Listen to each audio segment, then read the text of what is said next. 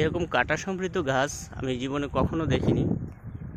গুল্ম জাতীয় এই গাছটি দেখেন, পাতার মধ্যেও কাঁটা, কাণ্ডের মধ্যেও কাঁটা, এবং মজার ব্যাপার হলো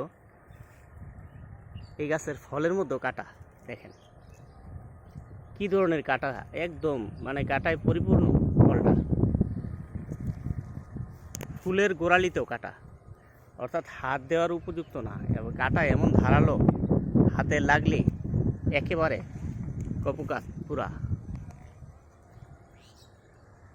দেখেন মনে হয় ফুলগুলিও কাঁটা সমৃদ্ধ ফুল। আসলে এই গাছটা প্রকৃতপক্ষে কী কাজে লাগে আমি জানি না,